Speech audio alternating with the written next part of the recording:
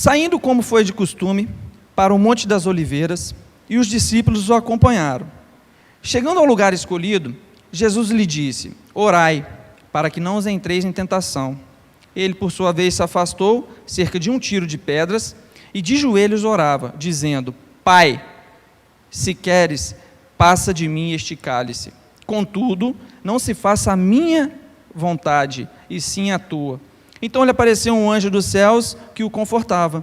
E estando em agonia, orava mais intensamente. E aconteceu que seu suor se tornou como gotas de sangue, caindo sobre a terra. Levantando-se da oração, foi ter com os discípulos, e os achou dormindo de tristeza. E disse-lhes: por que estáis dormindo? Levantai-vos e orai, para que não entreis em tentação. Essa primeira parte, de que um se entregou por todos nós, o Senhor, Ele ministrou ao meu coração, que é a passagem de Jesus no Getsêmani.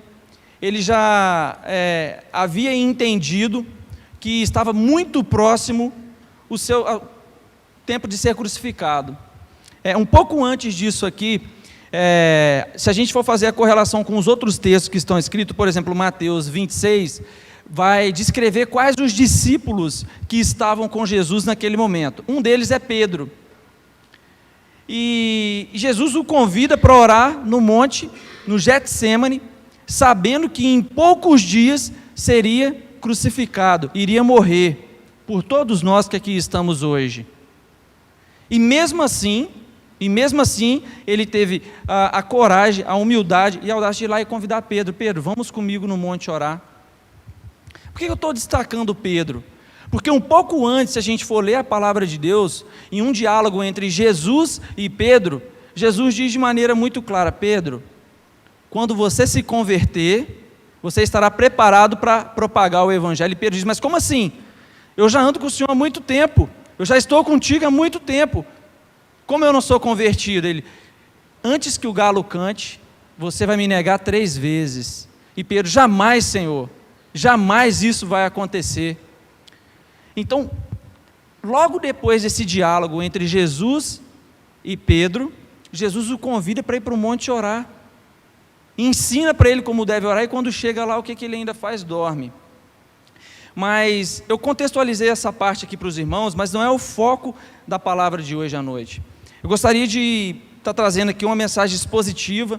O pastor Manu tem me ensinado muito, tem sido de grande aprendizado, e eu achei assim muito oportuno, porque logo no primeiro versículo que a gente leu, no verso 39, a palavra do Senhor diz assim: e saindo, foi como de costume para o Monte das Oliveiras.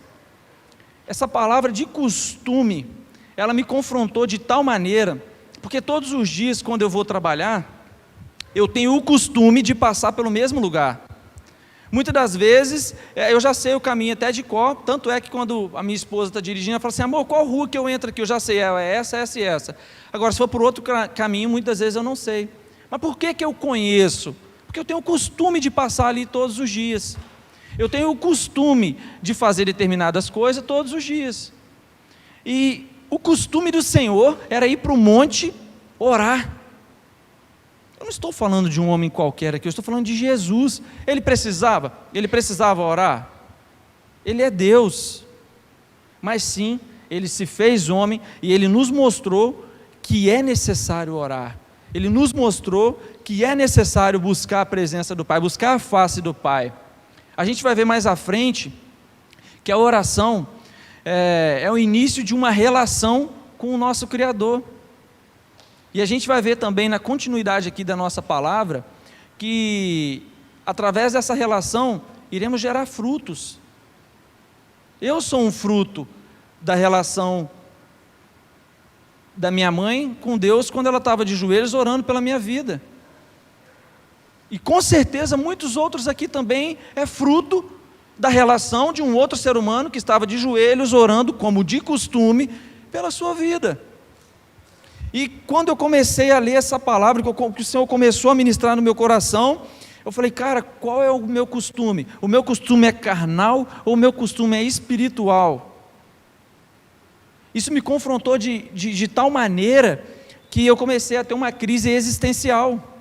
A gente tem aprendido a todos os momentos que nós estamos aqui só de passagem. E o nosso costume não é orar. É um sacrifício muito grande. Eu não estou falando só de vocês, irmãos, eu estou falando de mim também. É incrível. Todas as pessoas que ministram a palavra, ou que pregam, ou que de alguma forma vai falar de Deus, antes de falar, o Senhor ministra exatamente com essa pessoa. É impressionante como o Senhor falou comigo através desse texto. Então, como de costume, o Senhor Jesus, ele saía para poder orar. E eu confesso para os irmãos, quando realmente começou a fazer sentido para isso aqui, todas as vezes que eu vou orar, por eu ser casado, eu oro junto com a minha esposa.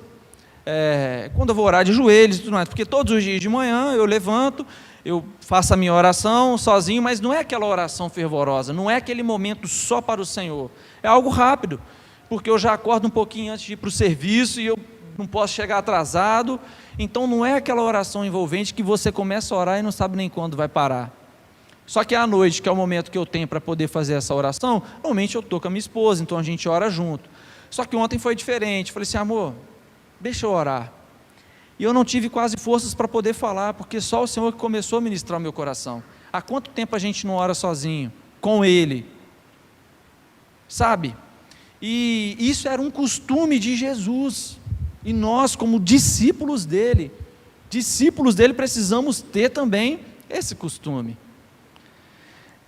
Dando continuidade no texto, e saindo como de costume para o Monte das Oliveiras, e os discípulos o acompanharam. Chegando ao lugar escolhido, Jesus lhe disse, orai para que não entreis em tentação. Eu estava até conversando com um amigo meu também, que é pastor, e nessa conversa nossa, isso já tem um tempo, ele foi e comentou, Fernandão, o que é mais difícil? Você fugir da tentação, você resistir, o que é? Eu falei, cara, com certeza é resistir, muito mais difícil. Então a palavra de Deus nos diz de maneira clara, e isso veio à minha mente, orai para que não entreis em tentação. Tem uma história que diz, não sei se eu já contei ela aqui alguma vez, sempre que eu tenho oportunidade eu falo, que provavelmente aqui algumas pessoas conhecem, mas começou a fazer muito sentido para mim, relacionado a tentações. O nosso lado forte e o nosso lado fraco. Quando que a gente vai identificar o nosso lado forte e o nosso lado fraco? E para conjecturar isso de uma maneira entendível para mim, um certo dia uma pessoa que estava pregando disse que existia 2 criadores de cachorro, e esses cachorros eram cachorros de briga. E ele colocava os cachorros para brigar e o pessoal apostava, um apostava no cachorro branco e o outro no cachorro preto. E quando ele falava que o branco ia ganhar, o branco ganhava, e quando ele falava que o preto ia ganhar, o preto ganhava. E aí o cara falou assim, rapaz, que domínio é esse que você tem sobre o cachorro, que o cachorro que você fala ele ganha? Aí ele falou assim, mas é simples, o cachorro que eu quero que perde, eu deixo ele sem comer uma semana, ele fica fraco. E o cachorro que eu quero que ganhe, eu vou alimentar ele todos os dias, ele vai derrotar. Assim também é a nossa vida. Qual o lado que nós estamos alimentando? Não é qual cachorro não, tá, irmãos? Qual lado nós estamos alimentando? O lado espiritual ou o lado da carne? Paulo, de maneira sensacional, diz de maneira clara que o bem que ele quer, ele não faz, mas o mal que ele não quer persegue os passos dele. Assim também é com a gente. Os nossos desejos carnais estão todo momento à flor da pele. Então o que a palavra de Deus falou aqui para a gente de maneira clara? Então Jesus, ele estava ali com os discípulos, chamou todo mundo, chegou lá em cima como de costume. Então todo mundo sabia que ele ia lá. Então a mesma coisa serve para a gente. Qual é o nosso costume? Não vou ligar lá para o Fernando agora não, porque o Fernando agora é o horário de oração dele. Me fez até lembrar aqui do pastor lá de Bati, o pastor Robson. Se ele estiver vendo aí, ele vai poder até testificar depois, até confirmar. De 9 às 10, de 9 às 11 da manhã, normalmente não é para ligar para ele, quando liga a esposa atende, porque é o momento de oração. O restante do dia, ele está tudo à disposição da igreja, só que esse período é um período dele, ou é 8 às 9, ou 8 às 10, mas é na parte da manhã. A primícia dele é para o Senhor. Então aquele momento ali, os irmãos já até, não vou ligar não, porque ele está orando. E conosco, né? Eu estou falando aqui agora por mim, toda hora, meu sogro mesmo, Meu sogro gosta de me ligar, minha esposa sabe disso, e ele me liga no serviço, ele me liga à noite, às vezes, e quando eu não atendo, ele briga comigo ainda. Então, se eu tivesse esse hábito de oração, ele iria entender, porque meu sogro é íntimo, meu amigo. É um cara que eu gosto, eu tenho referência dele como pai. Então, a intimidade que tem é falar, não vou ligar para o Fernando agora não, porque ele está orando. Então, o Senhor ministra nas nossas vidas através dessa palavra de maneira muito clara. E chegando ao lugar escolhido, Jesus disse, orai para que não os entreis em tentação. Ele, por sua vez, se afastou cerca de um tiro de pedras e de joelhos orava. Como que ele orava, meus irmãos? De joelhos ele orava. Só mesmo uma curiosidade aqui para os irmãos, um tiro de pedras. Quando eu li aqui, eu estava estudando o texto para poder, eu já tinha lido esse texto várias outras vezes, mas eu nunca tinha parado para poder pensar. Um tiro de pedras. Está aí também na Bíblia de vocês assim? E ele, por sua vez, se afastou cerca de um tiro de pedras. Alguém sabe essa metragem é difícil saber, né, porque a linguagem já faz muito tempo, mas isso aqui é aproximadamente 20, 30 metros de distância.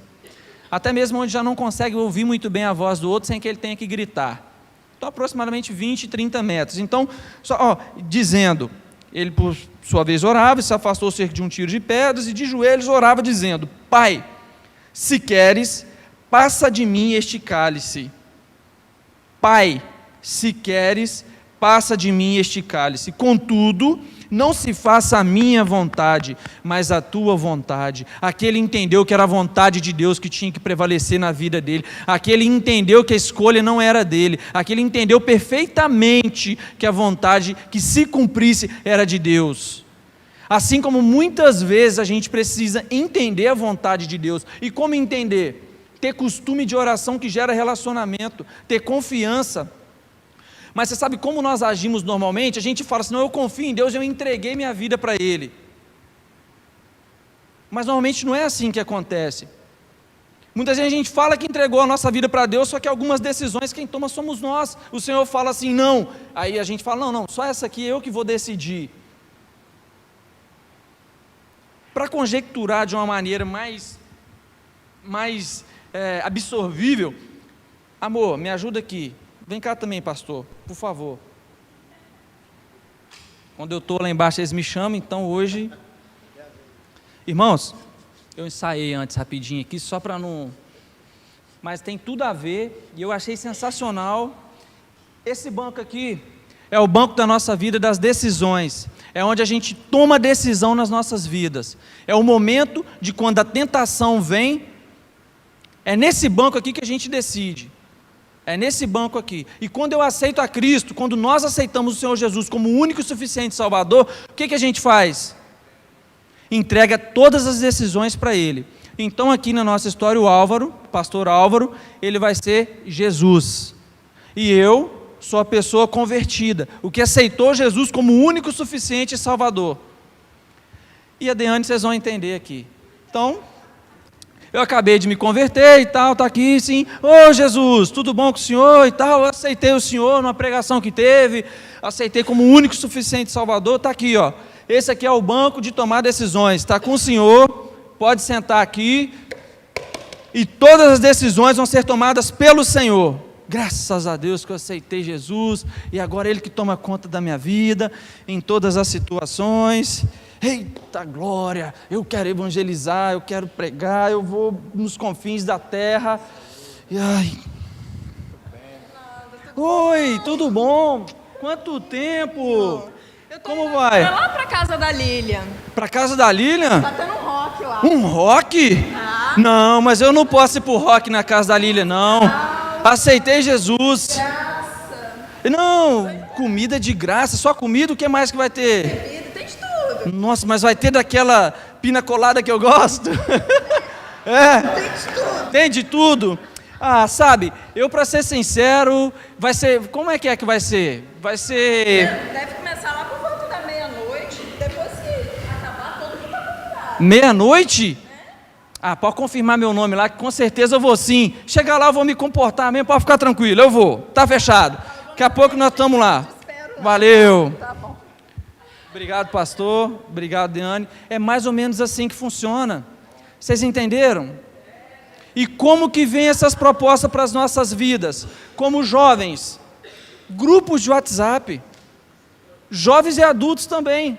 Eu estou falando isso porque é uma coisa que me confronta muito.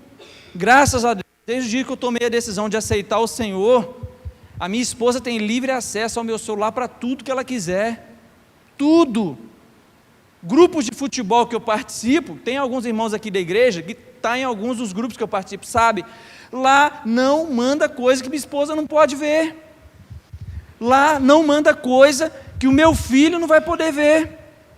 E as tentações começam aí, meus irmãos. A palavra de Deus diz de maneira muito clara que o pecado ele começa na nossa mente. Em Provérbios 12:4 diz de maneira muito clara que é na intenção. Por isso que a palavra de Deus diz que a gente peca nas ações, mas também nas intenções.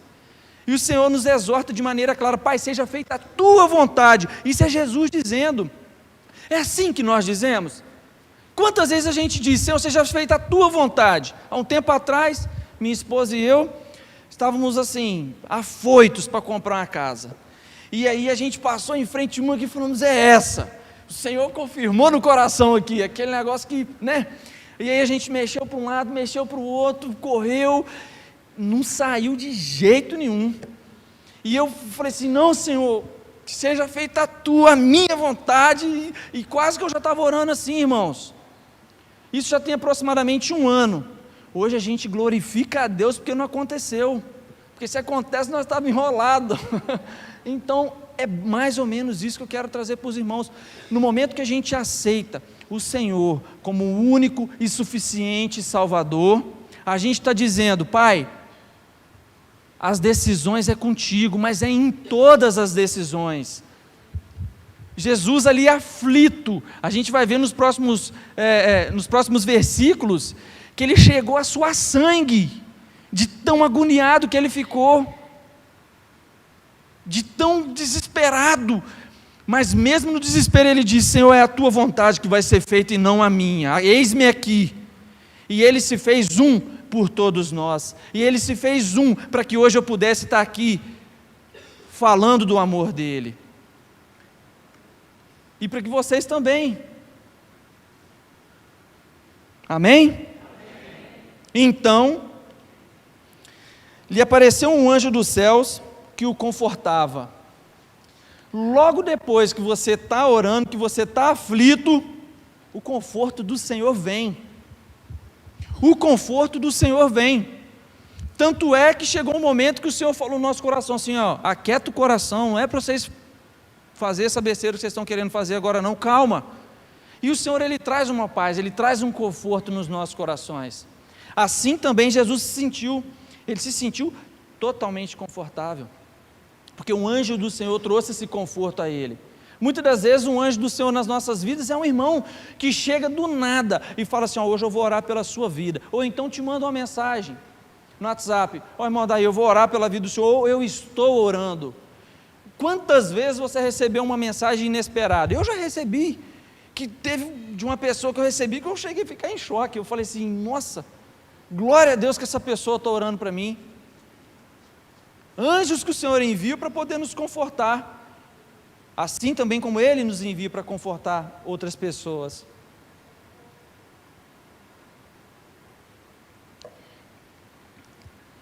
Então lhe apareceu um anjo dos céus que o confortava. Estando em agonia, orava mais intensamente. Aconteceu que o seu suor se tornou como gotas de sangue, caindo sobre a terra. Eu pesquisei o nome disso, e isso acontece quando as pessoas estão num nível de agonia tremendo. O nome é hematidrose.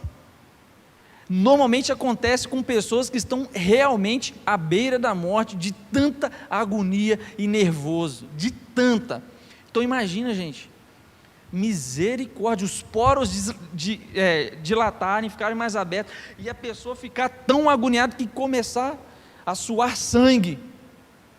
Isso aqui foi quando Jesus já sabia, ele estava orando e sabia que iria morrer por nós, ele sabia que iria pagar aquele preço por todos nós, ele foi um que se fez por todos nós. Levantando-se da oração, foi ter com os discípulos e os achou dormindo de tristeza, e disse-lhes: por que estáis dormindo? levantai-vos e orai para que não entreis em tentação. Só nesse texto, Jesus ele nos adverte 2 vezes. Ele fala assim: ei, fica ligado, ora para você não cair em tentação. 2 vezes, e uma passagem aqui tão pequena ele deixa de maneira clara, que a base de tudo é a oração. A oração é o meio que a gente tem de se relacionar diretamente com o nosso Senhor. Então o Senhor ele falou muito ao meu coração sobre essa questão, porque a gente precisa orar, irmãos. Uma igreja que ora é uma igreja vitoriosa. A gente precisa clamar, a gente precisa perseverar, a gente precisa criar o hábito de oração de maneira assim fervorosa. Faz parte totalmente do nosso dia a dia, do culto. E orar com fé, porque o Senhor responde. A palavra de Deus dele diz de maneira muito clara, que tudo aquilo que a gente pedir para a glória dele, ele vai fazer. Os irmãos conseguem compreender a importância, a significância disso que Jesus falou para nós? Tudo aquilo que pedires em meu nome, para a glória de meu Pai, ele vai conceder, tudo, não existe exceções. E infelizmente a gente está com um problema, a gente pede para os outros, a gente me ajuda fulano, porque realmente está ali, tangível, a gente está vendo, a gente pode tocar, a gente tem que pedir realmente com fé. A gente precisa vencer o cansaço. Esse sono aqui é um sono de tentação, que o cansaço dos afazeres do dia a dia nos sufocam de tal maneira, o cansaço do dia a dia nos sufocam de tal maneira, que o final da nossa noite é o sono. Certa vez, eu vendo um pastor dando um testemunho, chegou uma irmã para ele e falou assim: pastor, eu não consigo orar e ler a Bíblia de jeito nenhum, tem alguma coisa que o senhor precisa me ajudar. E aí o pastor foi e perguntou para ela assim: irmã, mas o que é que está acontecendo? Como é que você lê a Bíblia? Ela falou assim: olha, eu trabalho o dia inteiro, aí eu chego em casa umas 7h30, aí depois que eu chego em casa umas 7h30, eu arrumo comida, eu ajeito lá a cozinha, tudinho, janto, depois que eu acabo de jantar, que eu organizei tudo, já deu umas 9h30, eu tomo um banho, quando lá dá para as 10 horas eu já acabei o banho, aí eu deito na cama, para poder ler a Bíblia. Irmãos, né? Quem vai conseguir, me conta, porque dessa forma nem eu consigo. A gente só vai conseguir concluir a leitura anual da palavra, se for ou a primícia, ou quando chegar em casa não tomar um banho, porque o banho ele vai te relaxar completamente. Então ele vai te deixar totalmente confortável. Esse texto, ele conota de maneira clara a missão do que nós aprendemos, que morreu, que entregou a vida dele por todos nós. Que morreu por nós. Isso parece muitas vezes ser surreal. Parece que eu estou falando aqui para vocês da mesma história dos 3 mosqueteiros. Parece que não faz tanto sentido, meus irmãos, isso que aconteceu. Um Deus que se fez homem, veio aqui na terra, sofreu, suou sangue, orou. O costume dele era orar pelas nossas vidas. Irmãos, você sabe o que eu imagino, irmãos? Aquele dia lá no Getsemane, Jesus de joelhos clamando pela nossa vida aqui agora. Ele já estava clamando pelas nossas vidas, ele sabia: eu vou lá, eu vou me entregar, mas é para o Fernando, eu vou me entregar pela vida do Fernando, para que um dia ele possa ser salvo. Ele pagou um preço pela minha vida. Nós não somos discípulos de Cristo. A gente tem aprendido muito sobre isso no pequeno grupo, pelo menos no último foi falado de maneira muito enfática, que é o acompanhar. Sensacional, nós somos discípulos. E o discípulo faz o que? Ele segue o mestre. Teve uma dinâmica que nós fizemos aqui, que foi muito bacana, no pequeno grupo, que tinha um líder, ele não falou assim: agora vocês vão me seguir, vão ter que botar o pé no mesmo lugar. É seguir os passos do líder e fazer todas as coisas que eles fizeram. A gente vai ler aqui na palavra dele agora, que toda autoridade foi instituída sobre as nossas vidas, toda autoridade foi instituída. Olha quantas coisas de extrema importância, e quantas coisas que realmente fazem sentido para a nossa vida, que eu já disse hoje. Tudo quanto a gente pedir vai acontecer, tudo para a glória de Deus, é óbvio. Não vou começar a pedir coisas banais não, é tudo. E muitas das vezes a gente protela e a gente banaliza as coisas dos céus, porque a gente não tem o costume de orar. A parte de todos pelo reino, gostaria de convidar os irmãos para abrir a Bíblia em Mateus 28, para poderem acompanhar o texto comigo.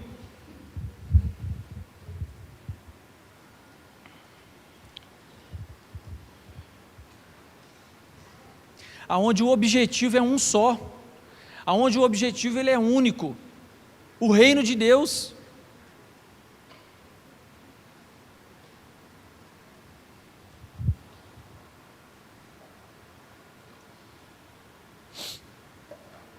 Amém?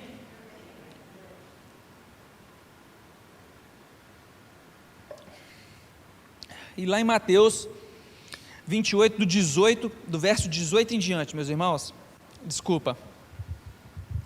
Jesus, aproximando-se, falou-lhes dizendo: toda a autoridade me foi dada nos céus e na terra. Ide, portanto, fazei discípulos de todas as nações, batizando-os em nome do Pai e do Filho e do Espírito Santo, ensinando-os a guardar todas as coisas que vos tenho ordenado. E eis que estou convosco todos os dias, até a consumação do século. É isso aqui que revigora as minhas forças a todo momento. É isso aqui que me motiva a vir aqui nessa tribuna, vir aqui no púlpito poder falar do amor de Deus, porque se dependesse só de mim eu não viria de forma alguma. Eu não viria de forma alguma se dependesse só de mim. Um nervosismo, você fica com frio na barriga. Todo mundo que vem aqui sabe disso. E quem não vem também, se eu convidar, vai ficar, se eu falar assim, Roberto, vem aqui, ou se eu falar, Dati, chega aqui, ou se eu falar com qualquer pessoa, na hora ela vai se esconder atrás da Bíblia assim, ou então vai, sabe, irmãos? Mas quando é o Senhor que encoraja, quando o Senhor que capacita, quando é Ele que diz assim, pode ir, em meu nome, que a autoridade que Deus instituiu sobre mim, eu instituo sobre a sua vida também, servo meu. É isso que nos encoraja. E por estarmos aqui, o Senhor está nos encorajando. Eu estou falando para pessoas que um dia o Senhor resgatou, que um dia o Senhor transformou. Amém? Amém. E o que me chama a atenção em algumas partes desse texto é a aproximação de Jesus. Ele diz de maneira clara no verso 18: Jesus, aproximando-se, falou-lhes dizendo: toda a autoridade. Então o que Jesus fez? Ele só ligou? Ou ele trouxe para debaixo do braço aqui e falou assim: vem comigo? Ele discipulou mesmo, ele colocou debaixo do braço aqui e carregou junto. Vamos escolher um só e vão mirar só em um. Fala assim, não, esse aqui eu vou pegar para poder realmente cuidar. Esse aqui eu vou pegar para ver a evolução dele. Eu até estava comentando com o pastor Manu, não sei nem se vai ser possível, mas já pensou você chegar lá no céu e aquela pessoa fala assim, ó, eu estou aqui hoje no céu porque o pastor Anderson um dia me discipulou, um pastor Anderson um dia pagou o preço pela minha vida. Quantas pessoas, irmãos? Quantas pessoas aqui quando chegar lá no céu vai poder falar assim, ó, eu estou aqui por conta da Deane, por conta da Lilian e de todos os outros vocês, meus irmãos? Quantos vão poder falar isso daí? A nossa vida é passageira, só que a gente muitas das vezes não presta atenção nisso. Quando eu falo a gente, é eu também, meus irmãos. Eu fico focado tanto nas coisas carnais que eu acabo esquecendo, e as coisas carnais o que fazem? Me fadigo o dia inteiro, me canso o dia inteiro, quando chega à noite eu não consigo nem ter o costume de orar. Eu oro todo dia como de costume, de manhã, agradecendo o alimento, à noite quando eu vou dormir, mas igual eu falei, junto com a minha esposa, só que o relacionamento que vai gerar frutos aqui, é uma oração sua com o Senhor. Um marido com uma mulher, quando vai gerar um filho, é um relacionamento só dos dois. Assim também a gente vai gerar filhos, frutos, quando a gente tiver um relacionamento com Cristo. É lógico que muitas vezes eles não dão estratégias para em conjunto estar abençoando algumas vidas, mas não é disso que eu estou falando. Eu estou falando de maneira objetiva, de maneira específica. O meu relacionamento, tem até uma música, acho, do Fernandinho que fala isso, ou um testemunho dele, que ele fala, e agora eu lembrei aqui, o meu relacionamento com Cristo tem que ser gerar frutos. E se não está gerando frutos? Nós estamos vivendo mera ilusão dentro da igreja. Se não estamos gerando frutos, estamos vivendo mera ilusão dentro da igreja. Ó, Fernando, como que você pode dizer isso? A palavra de Deus nos diz de maneira clara que a consequência de um relacionamento são filhos, são discípulos. E quando o Senhor me trouxe aqui para trazer essa palavra, Ele me confrontou. Ele falou assim, é isso que precisa ser falado. E se é isso que precisa ser falado, meus irmãos, desculpa, mas é o que vai ser dito. Faça uma autoanálise. Tem quanto tempo que vocês são convertidos? Um mês, uma semana, eu ainda não fui, eu estou só aqui na igreja hoje visitando, amém. Então hoje eu declaro no nome de Jesus que você vai gerar filhos para o Senhor Jesus, e você vai ser um deles. Mas o período que você tem de convertido, quantos foram gerados? Outra coisa veio aqui na minha cabeça agora. Vou estar lá diante de Jesus, lá nos céus, diante de Deus. Senhor, eis-me aqui. Quando eu fui lá na terra, eu faleci com 70 anos, 80 ou com 26, que é a idade que eu tenho. Eu comprei um carro, eu trabalhei na empresa, eu cresci lá na empresa. Aí ele, mas e filhos, e vidas, e almas? Que uma alma é mais importante que tudo nesse mundo. E almas, quantas? Aí eu falei, não, Senhor, eu casei. Não, tudo bem, você casou, Fernando. Mas e quantos se renderam? Quantos estão aqui hoje no céu através da sua vida? Não, Senhor, além de eu ter casado também, eu ajudei muitos outros. Eu fui um bom filho, eu fui um bom irmão. Eu lá na igreja, eu ia direto lá na igreja, Senhor. Tá, Fernando, tudo bem, disso tudo eu sei. Mas quantos filhos você gerou? Tem quantas pessoas aqui através da sua vida? Meus irmãos, a gente precisa entender o motivo da nossa existência. Quando eu me converti, eu fiquei doido.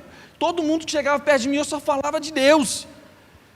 Antes de ontem, lá no meu serviço, tem agora um novo sinal que está fazendo assim de um jogador de futebol, Dele Alli, e aí está todo mundo fazendo isso, né? E aí um dos meninos foi abrir um vídeo lá para mim e falou assim, rapaz, sabe aquele vídeo assim da comemoração? Aquilo já é o sinal dos fins dos tempos, da marca da besta. Aí um cara do meu lado, que me conhece, virou e falou assim, mas o que é besta? Cara, eu me senti um lixo. O cara trabalha comigo tem 6 anos, e eu não fui capaz de apresentar Jesus para ele. Eu me senti um nada. Eu pedi para o Senhor naquele momento ter misericórdia da minha vida. Sabe, meus irmãos, é inadmissível eu trabalhar com aquela pessoa há tanto tempo e eu não evidenciar Jesus para ela. O Evangelho, muitas das vezes se tornou obsoleto. O Senhor, Ele nos dá várias estratégias. Sim, a gente jamais pode abandonar as estratégias e as ferramentas, mas a essência principal, que é povoar o céu e despovoar o inferno, jamais pode morrer, jamais pode acabar e jamais pode ser banalizado, meus irmãos. Jamais. Jesus, aproximando-se, que é o relacionamento, falou-lhes dizendo: toda autoridade me foi dada nos céus e na terra. Ide, portanto, fazei discípulos de todas as nações, batizando-os em nome do Pai, do Filho e do Espírito Santo. Quando eu penso em batizar no Pai, no Filho e no Espírito Santo, a gente sempre pensa aqui no batistério, o que os pastores normalmente fazem. Isso aqui é uma linguagem figurada para o nosso dia a dia. É lógico que eu não vou sair o tempo inteiro ali batizando as pessoas, que a nossa cultura hoje não nos proporciona isso. Talvez se a gente chegar para poder batizar os outros, eu vou falar assim, não, Fernando é meio doido, realmente eu sou, mas aí vai ficar muito mais evidente, né? Então, o que a gente faz? A gente convida a pessoa, a gente cria um relacionamento, a gente discipula, a gente traz para a igreja, ela fica à vontade, assim como foi feito comigo. Só aqui um breve resumo para os irmãos poderem entender como foi minha conversão. Um dia o irmão me chamou para ir na igreja, eu cheguei na igreja, o nome da igreja é Monte Carmelo, que é uma bênção. Cheguei lá, eu falei, nem vou na igreja, olha o nome, porque eu tinha um preconceito só. Aí quando eu entrei ainda, era uma mulher que ia pregar, o preconceito aumentou ainda mais. Vou contar brevemente, tal, depois a mulher pregou e tal, eu aceitei Jesus, foi uma bênção, falou sobre a minha vida, palavra tremenda. Aí cheguei na faculdade, né? Foi muito próximo assim, de quando iniciou as minhas aulas, quando eu fazia faculdade de administração, e do nada veio um cara, logo nos primeiros dias de aula, começou a sentar perto de mim. Eu achava que o cara era meio afeminado. Eu falei assim, meu Deus do céu, esse cara fica perto de mim aqui. Eu sentava em um canto, ele ia lá e sentava perto. Trabalha em grupo, vem cá. Aí sentava perto de mim. Vamos fazer um negócio. Aí vinha ele, eu falava assim, caramba, cara, esse cara está o tempo inteiro perto de mim. Aí, sentado assim do nada, aí veio uma das meninas muito bonita lá na sala. Pode ficar tranquilo, amor. Né? Eu não. Né? Fica tranquilo. E chegou nele. Uma outra chegou perto dele, perto de mim, e falou assim, Darlan, tem uma fulana aqui que está afim de você e tal. Eu falei assim, não, rapaz, agora você se deu bem, vamos ver se esse camarada é ou não é, que eu já fiquei, né? Rapaz, aí ele falou assim para a amiga dela, falou assim, não, pode falar que eu não quero não. Eu falei, ih, rapaz, aí que eu saí meio de fininho assim, aquele negócio, né? Começou a gente fica meio assim, você sabe que a gente fica, né?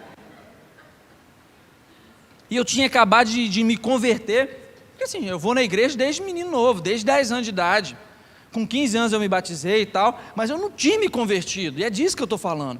E aí eu estava lá na faculdade, e ele falou não. Falei, agora que piorou. Eu falei assim, você quer saber? Eu vou perguntar para ele. Por que ele não aceitou sair com essa menina, não quis ficar com ela, não quis, né? Aí eu cheguei e falei assim, Darlan, cara, o que houve? E eu tenho fé em Deus, que ele vai assistir essa mensagem e vai testificar também o que aconteceu. Eu falei assim, Darlan, o que houve? Que você não aceitou sair com a fulana? O nome dela eu não posso falar, né? Porque ele falou assim, porque meu corpo é templo do Espírito Santo. Porque eu estou aqui na terra com uma missão de servir a Deus, de ser um discípulo de Cristo. E se eu me entregar para ela, eu vou estar contaminando o templo do Espírito Santo, e ele jamais vai habitar nesse templo, porque Deus não habita em templos imundos. Oh, glória, rapaz, na hora, meus irmãos, eu perdi o chão, eu fiquei sem reação, mas logo depois que meu consciente voltou assim, eu falei assim, glória a Deus, Senhor, glória a Deus, aleluia, né?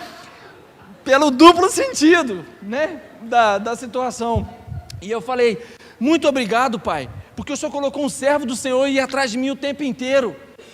Todos os dias ele levava a Bíblia para a faculdade, todos os dias, e foi me discipulando, ele falando assim, vamos ler o livro de Mateus, mais fácil, né, de entender e tal. Aí eu ia lendo, ele, hoje nós vamos ler de tal a tal, aí amanhã nós conversamos sobre, no horário do recreio. E aí, eu chegava com dúvida, eu falei assim, não, mas como é que é isso? Aí algumas coisas eu falava assim, não, isso aqui é assim, assim, assim. Irmãos, lembrando que eu fui batizado com 15 anos, dentro da igreja eu não aprendi, eu não li a Bíblia. Aí ele, eu falei, entendi agora. Aí às vezes eu ia com uma pergunta, aí ele falou assim, essa você não está preparado ainda não, amanhã eu te conto. Mas na verdade é porque ele ia perguntar para o pastor dele o que era, porque nem ele sabia, né? Então, aí ele chegava com a resposta, mas o que eu quero trazer com tudo isso, meus irmãos? O cuidado do Senhor para a minha vida. E quando eu me converti, logo depois o Senhor me mandou para o Espírito Santo. Isso foi em São Paulo, quando eu morava lá, em Ribeirão Preto. Aí, logo depois eu vim para o Espírito Santo. Aí quando eu chego aqui, na primeira semana teve uma noite na igreja que eu fui visitar, e me convidaram, eu fui lá. Irmãos, quando eu cheguei lá, teve uma dinâmica. Quem aqui consegue escrever mais livros da Bíblia em um bloquinho que eles deram para a gente? Aí eu vi a menina escrevendo lá, 1 João, 2 João, 3 João, eu falei assim, rapaz, essa menina está ficando doida. João só tem um, porque eu só tinha lido o Evangelho, então eu não sabia que mais para frente tinha também o livro, né? Aí o Senhor começou a ministrar no meu coração depois, você precisa aprender a palavra, você precisa se aproximar. E aí mais uma vez o Senhor foi e mandou um ungido dele para poder me acompanhar. Vem cá, é assim que faz. E foi quem me estimulou a ir para o seminário. E aí no seminário a gente começou a estudar a palavra de Deus, a gente começou a entender, a gente começou a cada vez mais buscar, para hoje eu estar preparado e fazer o quê? Exatamente, meus irmãos, exatamente. Eu sei que está passando da hora já, e eu tenho só mais um vídeo aqui de 40 minutinhos, Márcia, coloca aí para mim. E assim, meus irmãos, eu gostaria que no nome de Jesus, essa palavra falasse profundamente no coração de vocês, não como o Fernando está falando, mas é a palavra de Deus. Eu expus o que Cristo falou nas duas passagens, não é o que eu acho aqui, é a palavra de Deus, sabe? A gente não pode sair daqui. Eu ia fazer uma pergunta no início, eu até esqueci, de tão nervoso que eu estava. Eu ia perguntar para os irmãos a mesma coisa que eu perguntei na EBD domingo de manhã. Qual o objetivo da gente vir aqui na igreja hoje? Por quê? Por que que saímos de casa, muitas pessoas aqui saíram do serviço cansado, outros chegou atrasado, né, Nádia, porque ela estava no trabalho. Por que que veio aqui hoje? Por quê? Me fala um motivo que te motivou a estar aqui hoje. Um só. Quando eu falo para falar para mim, eu falo, não, tá, irmãos, é para falar para vocês mesmo. Mas enfim, o que nos motiva hoje? Fazer discípulos, aprender a palavra de Deus e refletir, ser espelho.